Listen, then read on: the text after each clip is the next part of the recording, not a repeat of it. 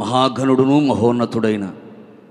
మహోన్నతమైన స్థలములలో నివసించువాడైన యేసుక్రీస్తు ప్రభుల వారి అతి పరిశుద్ధమైన నామమునకు మహిమ ఘనత ప్రభావములు యుగయుగములు కలుగును గాక. ఆమెను చెబుదాం ఒకసారి గట్టిగాను. ఈ 48వ గుడారాల పండుగ రెండవ రోజు పగటి వేళ మొదటి కూడికకు కూడి వచ్చిన మీ అందరికీ నిండు మనస్సుతో నా హృదయపూర్వకమైన ప్రేమ వందనాలు తెలియపరుస్తూ ఉన్నాను. ఈ విధముగా కృపగల దేవుడు గత 47 సంవత్సరాల పాటుగా మన హోసన్నా మినిస్ట్రీస్ని ప్రభు ఎంతగానో ప్రేమించి గుడారాల పండుగని ఘనముగా జరిగిస్తూ 48వ సంవత్సరం లేమల్లే దేవుని దయాక్షేత్రములో ఈ విధముగా ఈ గుడారాల పండుగను జరుపుకోవడానికి కృపగల దేవుడు ఎంతగానో సహాయం చేస్తూ వచ్చాడు. ఈ గుడారాల పండుగలో అల్పుడను అధముడను అభాగ్యుడను ఆయన నన్ను కూడా మెదుట నిలిపి ఆయన మాటలు పంచుకునే అవకాశాన్ని అనుగ్రహించినటువంటి దేవదేవునికి నిండు మనస్సుతో నా కృతజ్ఞతలు తెలియపరుస్తూ ఉన్నాను. అలాగే ప్రేమతో ఈ అవకాశం ఇచ్చినటువంటి సంస్థ నాయకులకి నిండు మనస్సుతో నా వందనాలు తెలియపరుస్తూ ఉన్నాను. అందరికీ నిండు మనసుతో వందనాలు. ఒకసారి గట్టిగా చప్పలు కొడుతూ ప్రభు నామాన్ని గణపరుద్దాం. పరిశుద్ధమైన బైబిల్ గ్రంథము నుండి వచ్చిన వాక్య భాగాన్ని ఈ పూట మనం ధ్యానం చేసుకుందాం. నెహెమ్యా గ్రంథం 1వ అధ్యాయం 9వ వాక్య భాగాన్ని నేను చదువుతూ ఉన్నాను. బైబిల్ ఉన్న వారందరూ కూడా బైబిల్ తెరచి మీ ఒడిలో పెట్టుకొని మీరు కూడా నాతో పాటు చదవడానికి ప్రయత్నిస్తే బాగుంటుందని ప్రేమతో తెలియపరుస్తూ ఉన్నాను. అయితే మీరు నా వైపు తిరిగి నా ఆజ్ఞలను అనుసరించి నడిచిన ఎడల భూదిగంతముల వరకు మీరు తోలివేయబడినను అక్కడ నుండి సహా మిమ్మును కూర్చి నా నామము ఉంచుటకు నేను ఏర్పరచుకొనిన స్థలమునకు మిమ్మును రప్పించదనని ఓ ప్రార్థన చేస్తూ ఆ ప్రార్థనలో ఈ మాట తెలియపరిచినట్టుగా మనము చూడగలుగుతూ ఉన్నాం. షూషను కోటలో రాజుగారి అంతఃపురములో రాజుగారికి గిన్నె అందించే ఓ మంచి స్థాయి కలిగిన వాడు నెహెమ్యా. కొంతమంది బంధువులు నెహెమ్యా గారి దగ్గరికి వచ్చినప్పుడు నెహెమ్యా వారితో మాట్లాడుతూ దేశ క్షేమాన్ని కోరుకొని దేశ ప్రజల యొక్క క్షేమాన్ని కోరుకొని వాళ్ళతో మాట్లాడుతూ ఉన్నాడు. ఆ సమయంలో వచ్చినటువంటి వారితో ఒక మాట చెప్పారు. ఏమిటయ్యా అంటే, చెరపట్టబడి శేషించిన వారు యూదులు ఎలాంటి కష్టాలు అనుభవిస్తున్నారో, ఎలాంటి బాధలు అనుభవిస్తున్నారో, ఎలాంటి కన్నీళ్ళ మధ్యలో కాపురం చేస్తున్నారో వాళ్ళ విషయాన్ని చెప్పాడు. సమస్త దేశములకి ఆభరణముగా ఉన్నటువంటి యెరూషలేము పట్టణం ప్రాకారాలు కూలిపోయినట్లుగా, గుమ్మాలు కాలిపోయినట్లుగా ఆ సమాచారం నెహెమ్యాకు తెలియపరచబడింది. వెంటనే నెహెమ్యా ఆ బాధ ఆ వేదన కలిగిన వాడై వెంటనే దేవుని సన్నిధిలో మోకరించి కొద్ది రోజుల పాటుగా ఉపవాసం ఉండి ఆహారాన్ని పానీయాన్ని విడిచిపెట్టి దేవుని సన్నిధిలో ప్రార్థన చేస్తూ, అలాగే తన పాపములని ఒప్పుకుంటూ తన పితరుల పాపములను ఒప్పుకుంటూ దేవుని సన్నిధిలో ప్రార్థన చేస్తూ దైవ సేవకుడైన మోషేకు సెలవిచ్చిన మాటని తన ప్రార్థనలో జ్ఞాపకము చేసుకుంటూ ఈ మాట పలికాడు. ఈ మాటలో చివరిగా రాయబడిన మాట మనము చూడగలిగితే, నా నామము ఉంచుటకు నేను ఏర్పరచుకొనిన స్థలమునకు మిమ్మును రప్పించేదనని నీవు సెలవిచ్చితివి కదా అని దేవుడు తన సేవకుడైన మోషేకు సెలవిచ్చిన ఆ మాటనే పట్టుకొని దేవుని సన్నిధిలో ప్రార్థన చేస్తూ ఉన్నాడు. ప్రేమైన సహోదరి సహోదరులారా, మన పితరులకు దేవుడు ఎన్నో మాటలు ఇచ్చాడు, ఎన్నో వాగ్దానాలు ఇచ్చాడు. మనము దేవుని సన్నిధిలో మోకరించినప్పుడల్లా, ప్రార్థించినప్పుడల్లా, ఆయన వైపు చేతులు చాపినప్పుడల్లా దేవుడు మనకిచ్చిన వాగ్దానాన్ని చేత పట్టుకొని ప్రార్థించే అలవాటు మనం చేసుకోవాలి. నెహెమ్యా కూడా దేవుడిచ్చిన మాటను తీసుకొని చెబుతున్నాడు. అయ్యా, నీ వైపు తిరిగి ఎవరైతే నీ సన్నిధిలో ప్రార్థన చేస్తారో ఖచ్చితంగా వారి మీద నీ కనుదృష్టి నీవు నిలిపి, అలాగే నీ ప్రజలందరినీ కూడా నీ నామమును జ్ఞాపకార్థముగా ఉంచు, నీవు ఏర్పరచుకొనినటువంటి ఆ స్థలమునకు రప్పించెదను అని నువ్వు సెలవిచ్చావు కదా అని దేవుని సన్నిధిలో ప్రార్థన చేసి మాట పలికాడు. ప్రేమైన సహోదరి సహోదరులారా, నిశ్చయముగా నీవు నేను మనమందరము కూడా ఇదిగో దేవుడు ఏర్పరిచిన ఈ స్థలములోనికి మనమందరము కూడా రప్పించబడి ఉన్నాము. హల్లెలూయా అని చెబుదాం గట్టిగా హల్లెలూయా. దేవుడు ఏర్పరిచిన స్థలములోనికి తెలుగు రాష్ట్రాలు మాత్రమే కాకుండా భారతదేశంలో నలుమూలల నుండి అలాగే ప్రపంచ దేశాల నుండి దేవుడు మనందరినీ కూడా సమకూర్చాడు, ఒక చోటికి చేర్చాడు. ఎక్కడికి చేర్చాడు అంటే దేవుడు తను ఏర్పరచుకున్నటువంటి ఆ స్థలములోకి మనందరినీ కూడా రప్పించి ఉన్నాడు. ఇందులో సందేహమేమీ లేదు. అందుకని పరిశుద్ధమైన బైబిల్ గ్రంథంలో కూడా మనము గమనించి చూడగలిగితే దావీదుతో కూడా నాతాను ప్రవక్త ద్వారా దేవుడు ఒక మాట సెలవిచ్చాడు. ఏమిటా మాట అని చూడగలిగితే దినవృత్తాంతముల మొదటి గ్రంథం 17వ అధ్యాయం 9వ వాక్య భాగంలో ఇలాగూ రాయబడి ఉంటుంది. ఏమిటయ్యా అని మనము చూడగలిగితే, నా జనులగు ఇశ్రాయేలు నిమిత్తము నేను ఒక స్థలమును వారి కొరకు ఏర్పరచి ఉన్నాను అని మాట్లాడుతున్నాడు. నా జనులగు ఇశ్రాయేలుల నిమిత్తము ఒక స్థలాన్ని నేను ఏర్పరచి ఉన్నాను అని మాట్లాడాడు. ప్రేమైన సహోదరి సహోదరులారా, మనమందరము కూడా ఆత్మ సంబంధమైన ఇశ్రాయేలీయులుగా మనం కనబడుతున్నాం. ఆ రోజున శరీర సంబంధమైన ఇశ్రాయేలు ప్రజలకి దేవుడు ఒక స్థలాన్ని ఏర్పరిచినట్లుగా, ఇక మీదట వారు కదిలించబడకుండానట్లు, ఇక మీదట వారు అటు ఇటు తిరగకుండానట్లు దేవుడు ఏర్పరిచిన ఆ స్థలములో వారిని నాటి, ఏ శత్రువు వారి మీదికి రానివ్వకుండా, ఏ దుర్బుద్ధి కలిగిన వారు వారి మీదికి రానివ్వకుండా పగవారందరినీ కూడా అణిచివేసి శత్రువుల మీద జయమును కలుగు చేసి నెమ్మదిని కలుగు చేసినట్లుగా లేఖనాలు సెలవిస్తున్నాయి. ఆ రోజున శరీర సంబంధమైనటువంటి ఇశ్రాయేలు ప్రజలకే దేవుడు ఒక స్థలాన్ని ఏర్పరిచి ఆ స్థలములో వాడిని నాటితే యేసు రక్తముతో కడగబడి మారు మనస్సు పొంది బాప్తీసం పొంది దేవుని యొక్క ఆత్మచేత నింపబడి అపోస్తుల బోధ, సహవాసం, రొట్టె విరుచుట, ప్రార్థనలో ఎడతెగక గడుపుతూ ప్రభు రాకడను గురించిన ఒక నిరీక్షణ కలిగిన వారమై ఈ విశ్వాస యాత్రలో, ఈ పరుగు పందెములో ఆయన వైపు చూచుచూ, ఆయన వైపు చేతులు చాపి ఆయన వైపు చూచి నడిపించబడుతున్న ఆత్మ సంబంధమైన ఇశ్రాయేలీయులుగా ఉన్న మనకి కూడా దేవుడు ఒక స్థలాన్ని ఏర్పరచి ఉన్నాడు. ఆ స్థలమే ఈ దయాక్షేత్రం. కొడుచబలి గట్టిగాను, విశ్వసించిన వాళ్ళందరి గట్టిగాను, దేవుడు ఏర్పరిచినటువంటి ఈ దయాక్షేత్రం అనే ఏర్పరచబడిన ఈ స్థలములోకి ఆయన మనందరినీ కూడా రప్పించి ఉన్నాడు.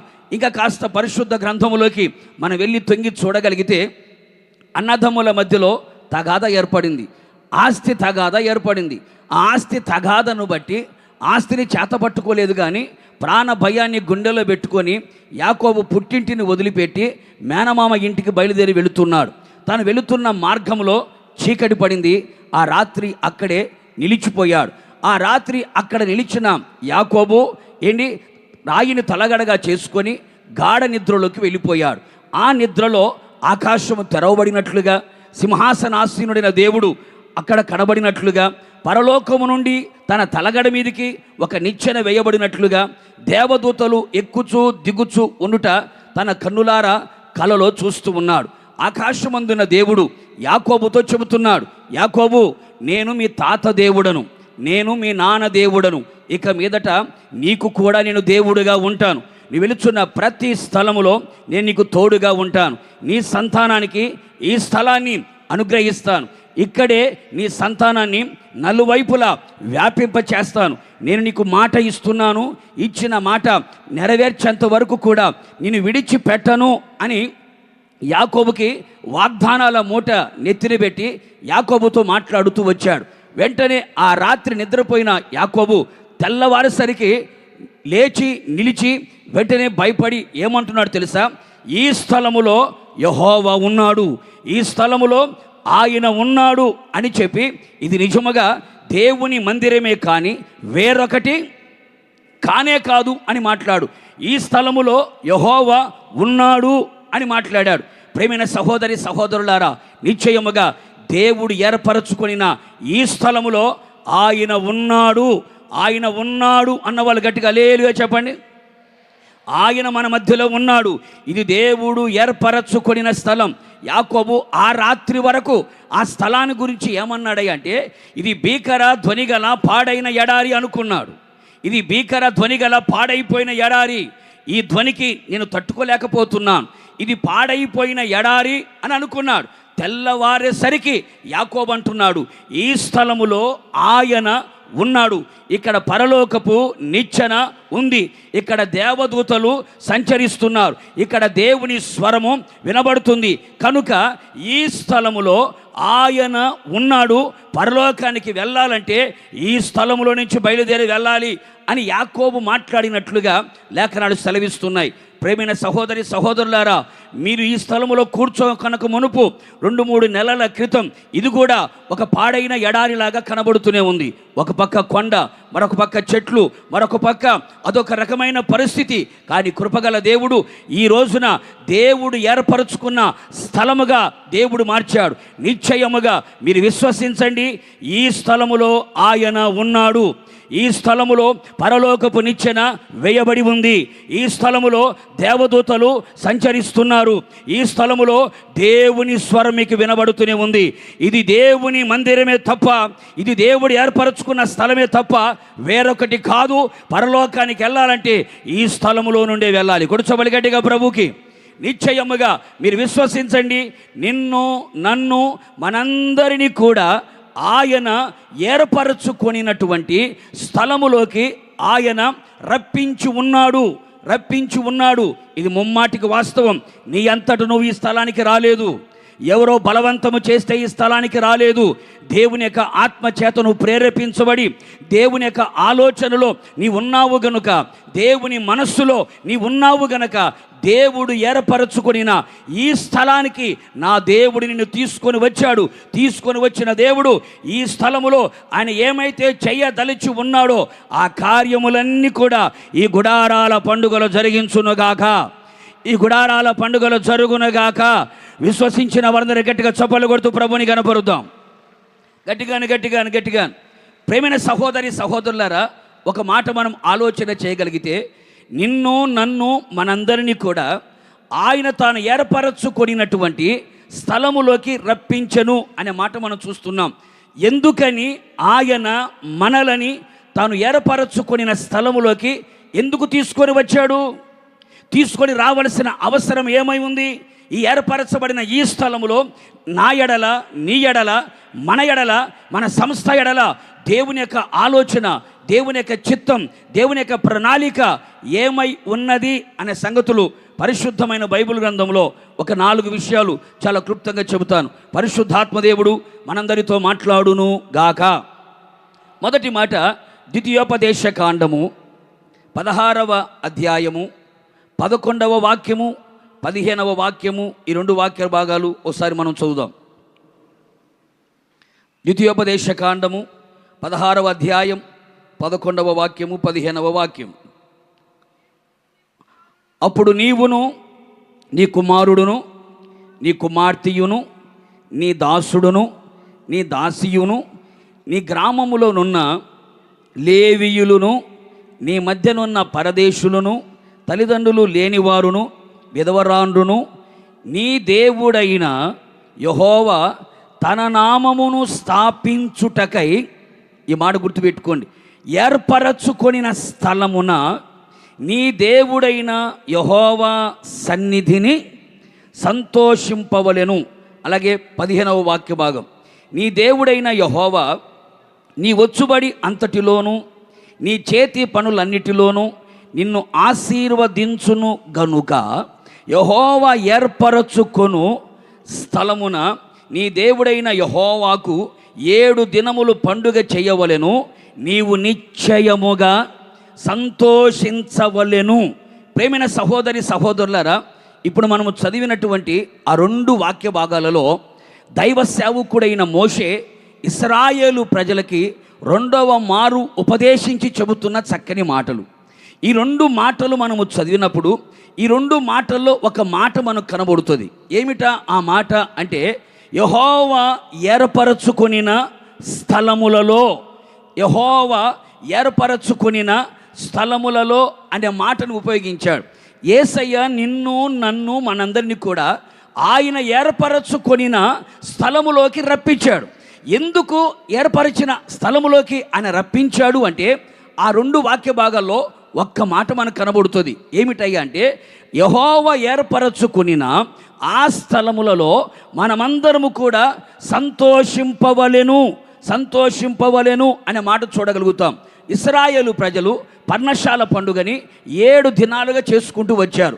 7 దినములుగా పండుగను ఆచరిస్తూ ఆ పండుగలో ఇశ్రాయేలు ప్రజలందరూ కూడా సంతోషిస్తూ వచ్చారు. కానీ కృపగల దేవుడు మనకు 4 దినాల పండుగ ఇచ్చాడు. ఈ 4 దినాల పండుగలో మనమందరం కూడా ఏమి చేయాలి అంటే, దేవుడు ఏర్పరచుకొనిన ఈ స్థలములో ఆయన సన్నిధిలో మనము సంతోషించేవారమై ఉండాలి. అందుకే చెబుతున్నాడు, ఓ ఇశ్రాయేలు ప్రజలారా, నీ కుమారుడు, నీ కుమార్తె, నీ దాసుడు, నీ దాసి, అలాగే పరదేశి, అలాగే తల్లిదండ్రులు లేనివారు, అలాగే విధవరాండ్రు, వారితో పాటుగా అక్కడ ఎవరున్నారయ్యా అంటే లేవీయులు కూడా కనబడుతున్నారు. వారందరితో మీరు కలిసి దేవుడు ఏర్పరచుకొనిన ఒక స్థలం ఉంది. ఆ స్థలానికి వెళ్ళి దేవుడు నిన్ను ఆశీర్వదించి ఉన్నాడు కదా. దేవుడు నిన్ను ఆశీర్వదించిన కొలది ఆయన సన్నిధికి వెళ్ళి 7 దినముల పాటుగా ఆ పండుగలో నిశ్చయముగా నీవు సంతోషించవలెను అనే మాట ఉపయోగించాడు. అలాగే గుడారాల పండుగకి మనమందరం కూడా నడిపించబడ్డాం. దేశ నలుమూల నుండి కుటుంబాలతో వచ్చారు. కుటుంబం అంతా కూడా ఈ రోజున దేవుని సన్నిధిలో కనబడుతున్నారు. దేవుడు ఏర్పరిచిన ఈ స్థలానికి కుటుంబాలను విడిచిపెట్టి ఇక్కడికి మనమంతా కూడి వచ్చి ఉన్నాం. విచిత్రమైన సంగతి ఏంటో తెలుసా? హోసన్నా మినిస్ట్రీస్లో ఉన్నటువంటి పరిశుద్ధ దైవ సేవకులందరూ కూడా, లేవీయులు కూడా అందరూ ఒకే చోట ఉన్నారు. హోసన్నా మినిస్ట్రీస్ పరిశుద్ధ కుటుంబ సభ్యులందరూ ఇక్కడే ఉన్నారు. హోసన్నా మినిస్ట్రీస్ దైవ సేవకులు కూడా ఇక్కడే ఉన్నారు. అందుకే అంటాడు, ఓ ఇశ్రాయేలు ప్రజలారా, మీరు మాత్రమే కాదు, మీతో కూడా నిబంధన మందసాన్ని మోసే లేవీయులు ఉన్నారు, ఆయనను సేవించే లేవీయులు ఉన్నారు. అంత మాత్రమే కాకుండా దీవించగలిగిన లేవీయులు ఉన్నారు, దేవుని కొరకు ప్రతిష్ఠించబడిన లేవీయులు ఉన్నారు, యెహోవాయే స్వాస్థ్యముగా ఉన్న లేవీయులు ఉన్నారు. అందుకని మీరును లేవీయులను కలిసి ఏ దేవుడు ఏర్పరిచినటువంటి ఆ స్థలములోకి వెళ్ళి మీరందరూ కూడా సంతోషించాలి, మీరందరూ కూడా ఆనందించాలి, మీరందరూ కూడా హృదయ ఆనందముతో మీరు కేకలు వేయాలి. ఎందుకో తెలుసా? దేవుడు మిమ్మల్ని ఆశీర్వదించి ఉన్నాడు, దేవుడు మిమ్మల్ని స్వస్థపరిచి ఉన్నాడు, దేవుడు మిమ్మల్ని ఆదరించి ఉన్నాడు, దేవుడు మిమ్మల్ని బలపరిచి ఉన్నాడు. మీరు కన్యల మధ్యలో ఉన్నప్పుడు మీ కన్యలని ఆయన తుడిచి ఉన్నాడు. మీరు సమస్యల మధ్యలో ఉన్నప్పుడు మీ సమస్యలకు పరిష్కారం చేసి ఉన్నాడు. బాధలనే బంధకాలతో మీరు బంధించబడినప్పుడు మీ బాధలను ఆయన కొట్టివేసి ఉన్నాడు. శ్రమల కొలిమిలో మీరు ఉన్నప్పుడు ఆ శ్రమల కొలిమిల నుంచి ఆయన మిమ్మల్ని విడిపించి ఉన్నాడు. చెరలో మీరు ఉన్నప్పుడు, కట్లతో మీరు కట్టబడినప్పుడు, పాపపు దాస్యపు కట్ల చేత కట్టబడి మీరు ఉన్నప్పుడు ఆయన మిమ్మల్ని విడిపించి ఉన్నాడు. మీ శాపాన్ని ఆయన కొట్టివేసి ఉన్నాడు. మీ దుఃఖాన్ని సంతోషంగా మార్చి ఉన్నాడు. మీ ప్రతి సమస్య నుంచి ఆయన విడుదల కలుగ చేసి ఉన్నాడు. గనక 7 దినముల పాటుగా దేవుని సముఖానికి మీరు వచ్చి దేవుని సన్నిధిలో కూడి ఉండి సేవకులు, విశ్వాసులు అందరూ కలిసి దేవుని సన్నిధిలో మీరు సంతోషించండి. ఆయన సన్నిధిలో ఉన్న సంపూర్ణమైన సంతోషాన్ని అనుభవించండి. లోకమిచ్చినట్టుగా కాదు, లోకములో ఉన్న వాటి ద్వారా కలిగే సంతోషము కానే కాదు, దేవుని వాక్యము ద్వారా కలుగుతున్నటువంటి సంతోషం, దేవుని యొక్క ఆత్మ ద్వారా కలుగుతున్నటువంటి సంతోషం, ఐక్యత ద్వారా కలుగుతున్న ఆ సంతోషముతో లేవీయులు, విశ్వాసులు అందరూ కలిసి దేవుని సన్నిధిలో మీరు సంతోషించాలి. దేవుడు చేసిన గొప్ప కార్యములను తలంచండి, దేవుడు చేసిన ఘన కార్యములను తలంచండి, దేవుడు చేసిన ఆశ్చర్యమైన కార్యాలు తలంచండి. ఆయన నీ జీవితంలో ఎన్నో ఘన కార్యాలు చేసి ఉన్నాడు కదా, నీ కుటుంబంలో ఎన్నో గొప్ప కార్యాలు చేసి ఉన్నాడు కదా. అందుకని అందరూ కలిసి దేవుడు ఏర్పరచుకున్న ఈ స్థలానికి వచ్చి మనమందరము కూడా ఆయన సన్నిధిలో ఉన్న సంపూర్ణమైన సంతోషముతో సంతోషించుదుముగాక, ఆనందించుదుముగాక, ప్రహర్షించుదుముగాక, హృదయ ఆనందముతో కేకలు వేయినట్లుగా నా దేవుడు చేయునుగాక.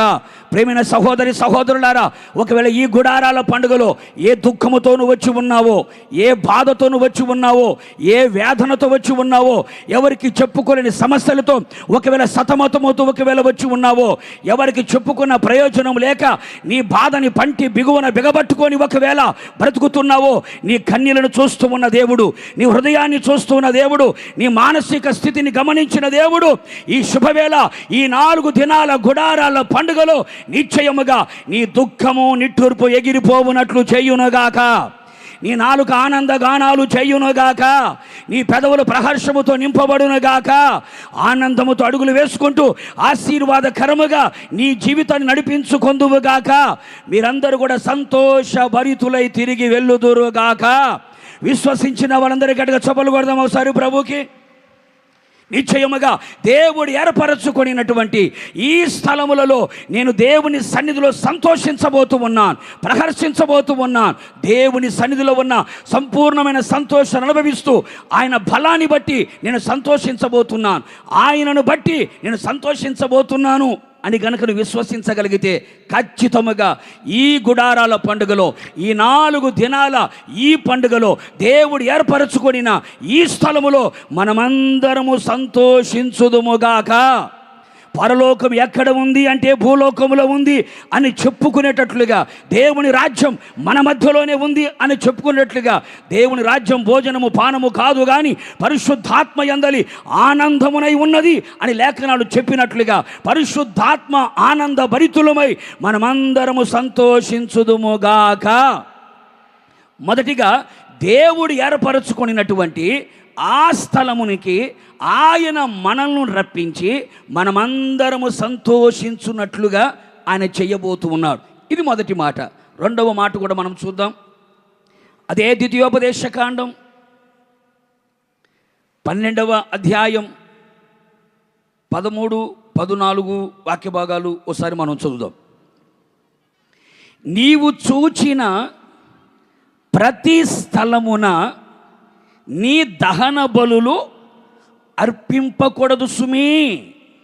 యెహోవా నీ గోత్రములలో ఒకదాని యందు, ఈ మాట గుర్తుపెట్టుకోవాలి, ఏర్పరచుకొను స్థలముననే నీ దహన బలులు అర్పించి నేను మీకు ఆజ్ఞాపించుచున్న సమస్తమును అక్కడనే జరిగింపవలెను. ప్రియమైన సహోదరి సహోదరులారా, రెండవదిగా దేవుడు మనందరినీ కూడా ఆయన ఏర్పరచుకొనినటువంటి ఈ స్థలములోకి రప్పించాడు. ఈ స్థలములో ఆయన మనలని నాటాలి అని కోరుకున్నాడు. ఈ స్థలములో ఉన్నవాడు ఏం చేయబోతున్నాడో మనం తెలుసుకుంటున్నాం. రెండవదిగా రాయబడిన మాట ఏమిటయ్యా అంటే, దైవ సేవకుడైన మోషే ఇశ్రాయేలు ప్రజలతో మరొక్క మాట చెప్పాడు. ఏమిటయ్యా అంటే, ఓ ఇశ్రాయేలు ప్రజలారా, నీవు చూచిన ప్రతి స్థలమున దహన బలులు అర్పించకూడదు. నీకు నచ్చిన చోట, నీకు మెచ్చిన చోట, నీకు కంఫర్ట్ ఎక్కడ ఉందో అక్కడికి వెళ్ళి నీ దహన బలులు అర్పించకూడదు, నీ కానుకలు అర్పించకూడదు. అందుకని నీకు నచ్చిన చోటికి నువ్వు వెళ్ళకూడదు. మరి ఎక్కడికి వెళ్ళాలయ్యా? ఎక్కడ దహన బలులు అర్పించాలి? నా దహన బలులు అంగీకారముగా మారాలంటే మరి ఎక్కడికి వెళ్ళాలి అంటే, అక్కడ రాయబడిన మాట, యెహోవా నీ గోత్రములలో ఒకదాని యందు ఏర్పరచుకొనిన స్థలముననే నీ దహన బలులు అర్పించవలెను అన్నాడు. రెండవదిగా అంటాడు, నేను మీకు ఆజ్ఞాపించుచున్న సమస్తమును కూడా అక్కడే జరిగించవలెను అన్నాడు. దేవుడు ఏర్పరచుకొనిన స్థలమునకి ఆయన మనల్ని రప్పించిన ఉద్దేశం ఏమిటయ్యా అంటే, ఏర్పరచబడిన ఈ స్థలములో నీవు నేను మనము దహన బలి అర్పించాలని.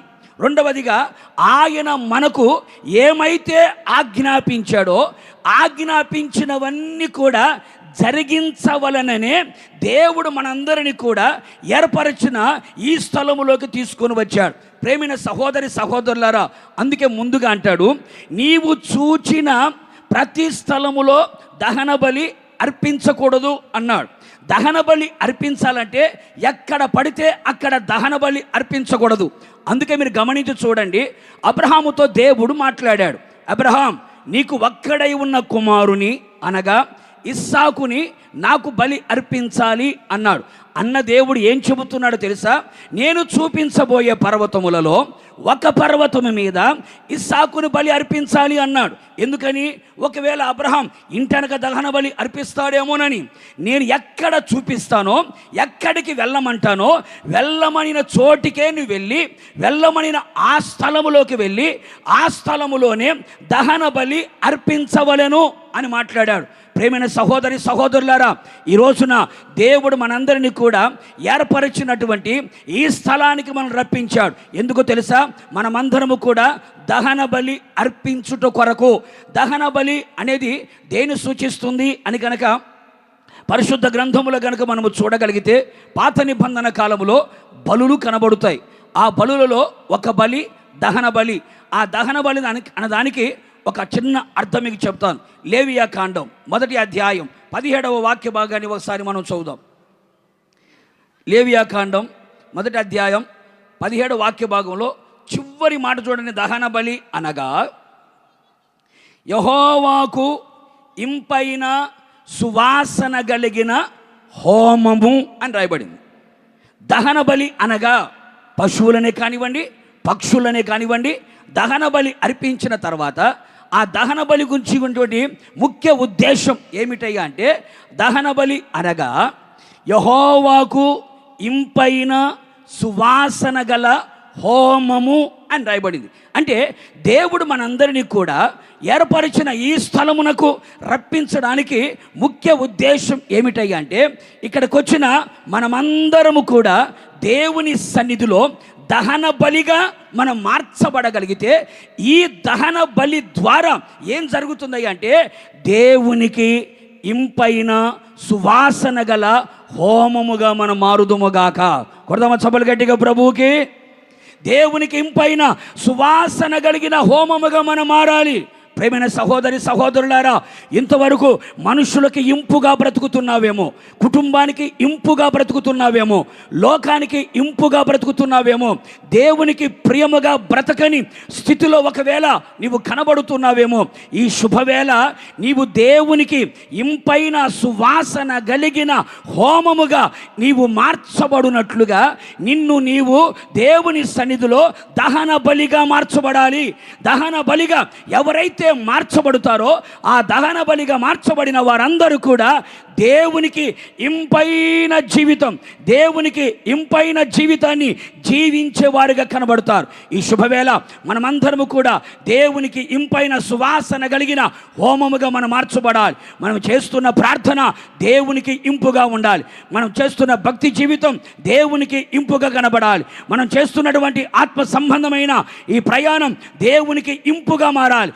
దేవునికి ఇంపుగా మనం మారినప్పుడే, దేవునికి ఇంపైన జీవితాన్ని మనము జీవించినప్పుడే దేవుని ఆశీర్వాదములను మనం పొందగలుగుతాం. ఈ రోజున ఈ గుడారాల పండుగలో అడుగు పెట్టిన ప్రతి ఒక్కరు కూడా దహన బలిగా మార్చబడుదురుగాక. దేవుని కొరకు దహన బలిగా మార్చబడుదురుగాక. ఈ దహన బలిని గురించి కొత్త నిబంధన ఏమని మాట్లాడుతుంది అని కనుక మనం చూడగలిగితే, రోమాపత్రిక 12వ అధ్యాయం 1వ వాక్య భాగంలో ఏమని రాయబడి ఉంటుంది చూడండి. రోమాపత్రిక 12వ అధ్యాయం 1వ మాట, సహోదరులారా, దేవునికి అనుకూలమును పరిశుద్ధమునైన మీ శరీరములను ఏం చేయాలట? సజీవ యాగముగా సమర్పించుకొనుడి.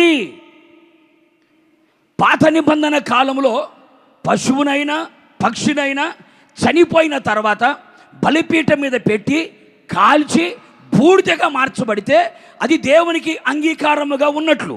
కొత్త నిబంధన కాలంలో చనిపోయిన తర్వాత కాదు, బ్రతికి ఉండగానే బలిపీఠం మీదకి ఎక్కి ఆ బలిపీఠం మీద మనం ఉండి ఆ బలిపీఠం మీద నిలిచిన మనమందరము కూడా బలిపీఠం మీద ఉన్న అగ్ని చేత కాల్చబడిన వారిగా మార్చబడాలి. అనగా మన శరీరాన్ని మనమే దేవుని యొక్క ఆత్మ చేత అనగా అగ్ని చేత కాల్చబడుతూ, దేవుని యొక్క వాక్యం అనే అగ్ని చేత కాల్చబడుతూ సజీవ యాగముగా మన శరీరములని మనమే సమర్పించుకోవాలి. ప్రేమైన సహోదరి సహోదరులారా, ఇంకా ఏ శరీర కార్యాల మధ్యలో మనం నడిపించబడుతున్నామో, ఏ లోకపు పాపం, ఏ లోకపు ప్రేమ, ఏ లోకపు మర్యాద, ఏ లోకపు స్నేహం ఇంకా నీ శరీరములో పనిచేస్తూ ఉన్నాయో, శరీర కార్యములు స్పష్టమై ఉన్నవని 15 రకాల శరీర కార్యములు శరీరములో పనిచేస్తూ ఉన్నాయి. ఈ శరీర కార్యములన్నీ కూడా ప్రతిరోజు దేవుని యొక్క ఆత్మ అగ్ని చేత కాల్చబడుతూ మనం పరిశుద్ధపరచబడాలి. దేవుని యొక్క వాక్యం అనే అగ్ని చేత కాల్చబడుతూ మనం పరిశుద్ధపరచబడాలి. ఎందుకయ్యా అంటే దహన బలిగా మన శరీరాన్ని మనమే సమర్పించుకోవాలి. ఈ లోక సంబంధమైన ఏ కార్యక్రమాల మీద కూడా మన మనస్సు ఉండకూడదు. ఈ లోక సంబంధమైన ఏ అలంకరణ వైపు మనం వెళ్ళకూడదు. ఈ లోక సంబంధమైన ఏ సుఖభోగాల వైపు మన శరీరం వెళ్ళకూడదు. ఏ కోపము కానీ, ద్వేషము కానీ, పగ కానీ, అసూయ కానీ, కుట్ర కానీ, మత్సరము కానీ మన శరీరములో కనిపించబడకుండా దేవుని యొక్క ఆత్మ చేత అగ్ని చేత కాల్చబడుతూ మన కోపం కాల్చివేయబడాలి, మన పగ కాల్చివేయబడాలి, మన ద్వేషం కాల్చివేయబడాలి, లోకములో ఉన్న నేత్రాశ కాల్చివేయబడాలి, శరీరాశ కాల్చివేయబడాలి, జీవపు డంబం కాల్చివేయబడాలి. లోక సంబంధమైన ఏ అలంకరణ, లోక సంబంధమైన ఏ వస్త్రధారణ మనలో కనబడకుండా నేను దేవుని కొరకు ఒక సమర్పించబడిన వ్యక్తిని, నేను దేవుని కొరకు ప్రతిష్ఠించబడిన వ్యక్తిని, నా దేవుని కొరకు దహన బలిగా మార్చబడిన వ్యక్తిని అని చెప్పుకునేటట్లుగా ప్రతి ఒక్కరూ మిమ్ముని మీరే సజీవ యాగముగా పరిశుద్ధాత్మ అగ్ని చేత కాల్చబడుతూ ఒక ప్రతిష్ఠిత జనముగా మనం మార్చబడాలి. ప్రతిష్ఠిత జనముగా దేవుని కొరకు నిలబడాలి. దైవ సేవకులు యేసన్న గారు కూడా చిన్న వయసులో దేవుని చేత పిలువబడి ఏర్పాటు చేయబడి తన జీవితాన్ని సజీవ యాగముగా సమర్పించుకొని ప్రతిష్ఠించుకొని తుది శ్వాస విడిచేంత వరకు కూడా సమర్పణ కలిగిన సేవ చేసి, త్యాగపూరితమైన సేవ చేసి, నిద్రను త్యాగము చేసి, సుఖాన్ని త్యాగము చేసి, ఆహారాన్ని త్యాగము చేసి, శరీర కార్యాలని త్యాగము చేసి ప్రతిష్ఠించుకున్నాడు గనుకనే ఈరోజు నువ్వైనా నేనైనా ఈ గుడారాల పండుగలో కూర్చుంటున్నాం. ఈ సేవ ప్రతిష్ఠితమైన సేవగా మారాలి. ప్రతి సంఘం ప్రతిష్ఠిత సంఘముగా మార్చబడాలి. ఒక సమర్పణ కలిగిన అనుభవంలోకి రావాలి. దేవునికి మహిమ కలుగునుగాక, దేవునికి మహిమ కలుగునుగాక.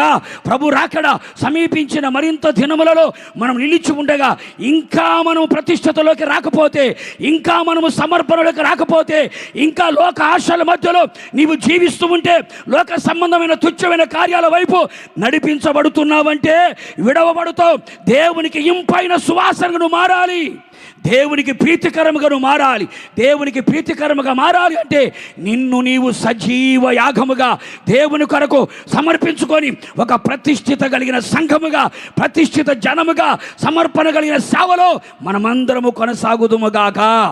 అందుకే దేవుడు మనందరినీ కూడా ఏర్పరచబడిన ఈ స్థలములోకి ఆయన మనల్ని రప్పించాడు. ఎందుకని? దహన బలిగా మనం మార్చబడాలని. అంత మాత్రమే కాకుండా తర్వాత అంటాడు, నేను మీకు ఆజ్ఞాపించిన అంతటి ప్రకారము నీవు జరిగించాలి. నీ సొంత చిత్తము కాదు జరగాల్సింది, నీ స్వబుద్ధిని ఆధారము చేసుకొని కాదు జరగాల్సింది. నాకు అన్నీ తెలుసులే, నాకు తెలియంది ఏమి లేదు అని ఒకవేళ నువ్వు అనుకుంటున్నావేమో, దేవుని చిత్తానుసారముగా నడిపించబడాలి. దేవుని ఆలోచన ప్రకారం నడిపించబడాలి. దేవుని యొక్క ఆత్మ చేత నడిపించబడాలి. దేవుని ఆలోచనే మనలో జరగాలి. స్వచిత్తము చనిపోవాలి, సొంత చిత్తము చనిపోవాలి, సొంత జ్ఞానము చనిపోవాలి. దేవుడు మనకి ఏదైతే చెబుతాడో ఆయన చెప్పినది చెప్పినట్టుగా మనము జరిగించడానికి. ఇంతవరకు ఎవరి మాట వింటూ వచ్చావో తెలియదు, ఇంతవరకు ఎవరు చెప్పింది చేస్తూ వచ్చావో తెలియదు. దేవుడు ఏర్పరచుకొనిన ఈ స్థలములోకి నేను ఎందుకు తీసుకొని వచ్చాడు అంటే, నీవు ఆయన చెప్పింది చెప్పినట్టే నువ్వు చేయాలి. ఆయన చెప్పింది చెప్పినట్టే నువ్వు జరిగించాలి. ఆ విధంగా జరిగించినట్లుగా యేసయ్య మనందరినీ ఈ స్థలము నడిపించినందుకు మరొకసారి ప్రభుకు స్తోత్రాలు చెబుదామా? స్తోత్రం, స్తోత్రం, స్తోత్రం. చివరిగా మరొక మాట చెప్పి నేను ముగించేస్తాను. చూడండి, ద్వితీయోపదేశ కాండం,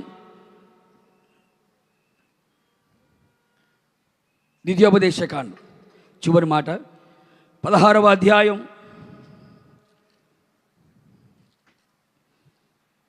16-17 వాక్య భాగాలు చూద్దాం. ఏటికి 3 మారులు అనగా పొంగని రొట్టెల పండుగలోను, వారముల పండుగలోను, పర్ణశాలల పండుగలోను నీ దేవుడైన యెహోవా ఏర్పరచుకొను స్థలమున నీ మగవారందరూ ఆయన సన్నిధిని కనబడవలెను. వారు వట్టి చేతులతో యెహోవా సన్నిధిని కనబడక నీ దేవుడిని యెహోవా నీకు అనుగ్రహించిన దీవెన చొప్పున ప్రతివాడును తన శక్తి కొలది ఇయ్యవలెను అన్నాడు. ఇక్కడ కూడా రాయబడిన మాట చూడగలిగితే పర్ణశాల పండుగలోను లేకపోతే గుడారాల పండుగలోను మీరందరూ కూడా దేవుడు ఏర్పరిచిన ఈ స్థలానికి వచ్చారు.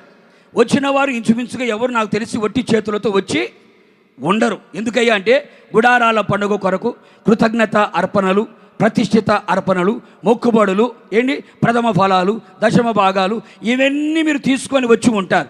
వట్టి చేతులతో మీరు కనబడరు. కానీ బైబిల్ చెప్పే చక్కని మాట ఏమిటి అంటే దేవుడు ఏర్పరచుకొనినటువంటి ఆ స్థలములో ఆయన సన్నిధిలో మీరు కనబడవలెను అన్నాడు. మీరు కనబడాలి. దేవుడు ఏర్పరచుకున్న స్థలానికి ఎందుకు ఆయన మనల్ని తీసుకొని వచ్చాడంటే నీవు ఆయనకు కనబడాలి. దేవుడు నిన్ను చూడాలి.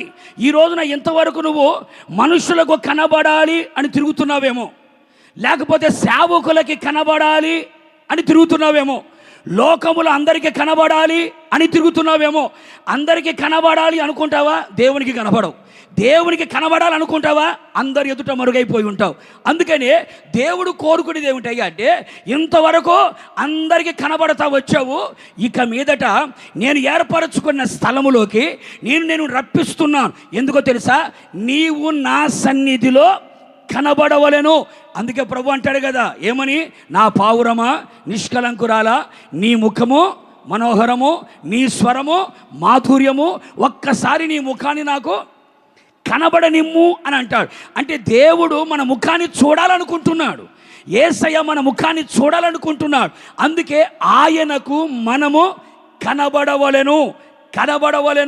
అందుకని ఆమోసు గ్రంథకర్త కూడా ఏమంటాడు అంటే ఆయన సన్నిధిలో కనబడుటకు మీరేమవ్వాలి? సిద్ధపడి రండి. ఎలా పడితే అలా దేవుని సన్నిధికి మనం రాకూడదు. దేవుని సముఖానికి వచ్చేటప్పుడు నేను దేవుని ముఖాన్ని చూడాలి, దేవుని స్వరాన్ని వినాలి, దేవుని చేత దర్శించబడాలి అని అనుకున్నప్పుడు, నా ప్రభువుకి నేను కనబడాలి అనుకున్నప్పుడు ఒక సిద్ధపాటు కలిగి, ఒక శుద్ధీకరణ కలిగి నీవు క్రీస్తు రక్తము చేత కడుగుకొని, అలాగే దేవుని యొక్క వాక్యముతో కడుక్కొని, పరిశుద్ధాత్మ చేత కడగబడి పరిశుద్ధపరచబడిన వారై సిద్ధపడి దేవుని సన్నిధికి మనం రావాలి. సిద్ధపడి దేవుని సన్నిధికి మనం వచ్చినప్పుడు ఆయన సన్నిధిలో మనము కనబడుతాం. అందుకనే పేతురు భక్తుడు ఒక మాట అంటాడు. పేతురు రాసిన 2వ పత్రిక చివరి అధ్యాయం 14వ వాక్యం ఒకసారి చదువుదాం. పేతురు రాసిన 2వ పత్రిక 3వ అధ్యాయం 14వ వాక్యం. ప్రియులారా, వీటి కొరకు మీరు కనిపెట్టువారు గనుక శాంతము గలవారై ఆయన దృష్టికి నిష్కలంకులుగాను నిందారహితులుగాను కనబడునట్లు జాగ్రత్త పడండి. అపొస్తలుడైన పేతురు భక్తుడు ప్రభు రాకడ గురించి మాట్లాడుతున్నాడు. దేవుని రాకడ ఆలస్యమవుతుందని కొంతమంది అనుకుంటున్నారు. వస్తానన్నవాడు రాకమానడు, తెస్తానన్న రాజ్యం త్యాగమానడు. ఆయన ఆర్పాటముతో, ప్రధాన దూత శబ్దముతో, దేవుని బోరతో ఆయన మధ్యాకాశములకి రాబోతున్నాడు. ఇప్పటికే ప్రభు రాకడను కూర్చిన సూచనలు కనబడుతూ ఉన్నాయి.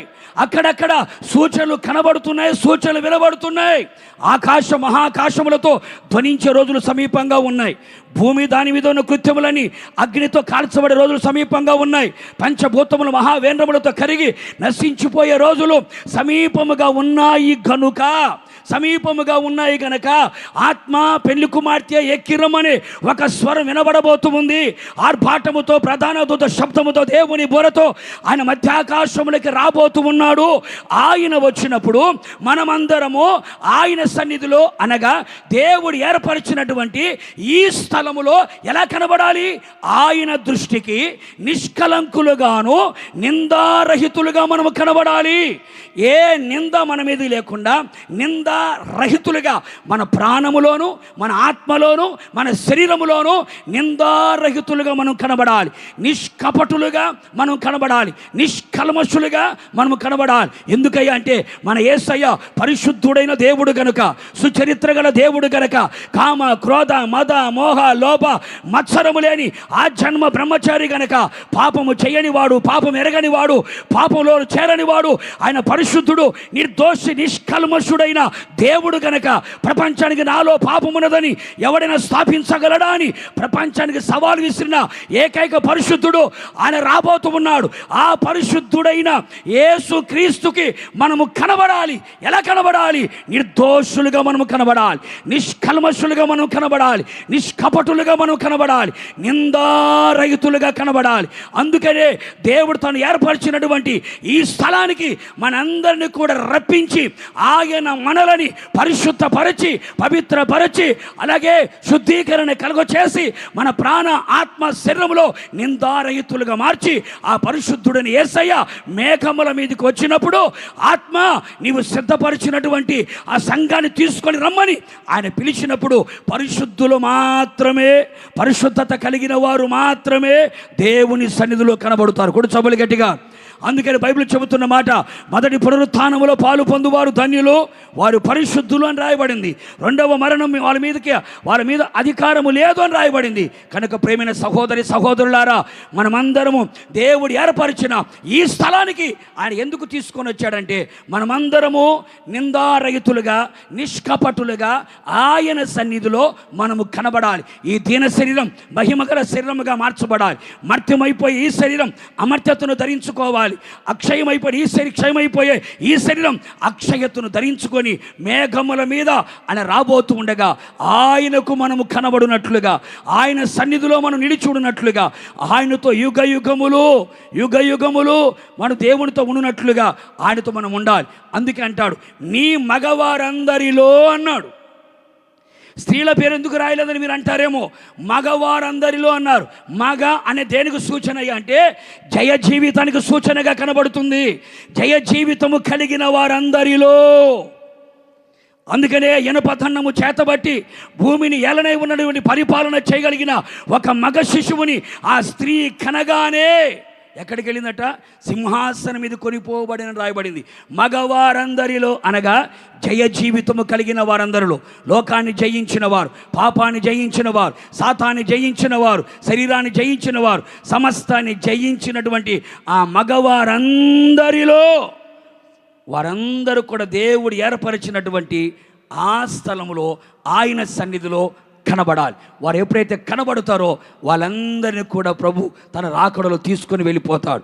ఆయనతో కూడా యుగ యుగాలు మనం ఉండగలుగుతాం. నిత్య సియోనులో నూతన యెరూషలేములో ఆయనతో కూడా మనం ఉండగలుగుతాం. నిశ్చయముగా నా దేవుడు మనందరినీ కూడా ఆయన ఏర్పరిచినటువంటి ఆ స్థలములోకి రప్పించిన దేవుడు ఇట్టి ఘనకార్యాలు జరిగించునుగాక.